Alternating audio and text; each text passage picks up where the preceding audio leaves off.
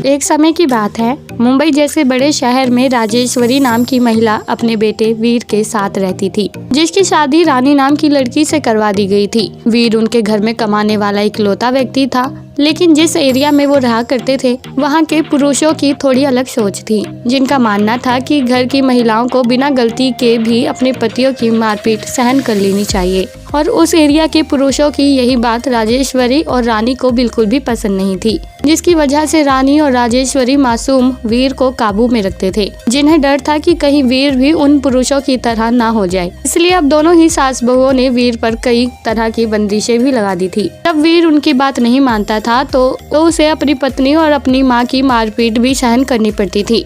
वीर को सिर्फ ऑफिस जाने और ऑफिस से घर आने की इजाजत दी गई थी, इसके अलावा वो कहीं नहीं जा सकता था। यहाँ तक कि रानी और राजेश्वरी वीर को उसके दोस्तों से भी मिलने नहीं देते थे और वीर की छोटी सी गलती की वजह से उसे खूब कड़ी सजा भी भुगतनी पड़ती थी। माँ और पत्नी के इसी रवैये से मासूम वीर अब काफी परेशान हो गया था। उसे समझ नहीं आ रहा था कि आखिरकार वो इस नरक से निकले तो निकले कैसे। हालांकि उसने रानी और राजेश्वरी को समझाने की बहुत कोशिशें की कि वो दूसरे पुरुषों की तरह नहीं है, उसकी सोच काफी अच्छी है, पर दोनों में से कोई समझने को तैयार ही नहीं था।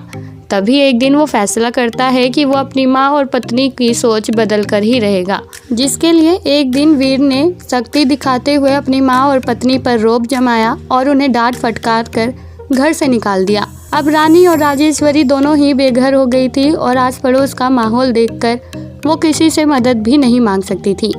तभी दोनों को उल्टे मुंह घर वापस लौटना पड़ता है और दोनों ही वीर के पैरों तले गिरते हुए उससे माफी मांगती हैं और कहती हैं कि हमें माफ कर दो। हमें आज एहसास हो चुका है कि यहाँ के दूसरे पुरुषों की सोच और तुम्हारी सोच में जमीन आसमान का फर्क है।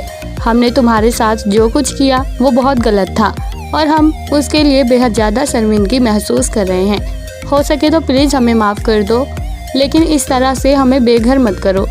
तभी वीर अपनी पत्नी और माँ को माफ करते हुए कहता है कि कोई बात नहीं, पर तुम दोनों के रवैये और सोच ने ही मुझे ये सब करने को मजबूर किया। मुझे यकीन था कि मेरा ये एक कदम तुम्हारी सोच जरूर बदल देगा और आखिरकार मैं अपने इस फैसले पर कामयाब सिद्ध हो चुका हूँ और मुझे इस बात की बहुत खुशी है कि तुम अपनी सोच बदल चुकी हो। समाज में कौन कैसा है हमें इस बात से फर्क नहीं पड़ना चाहिए।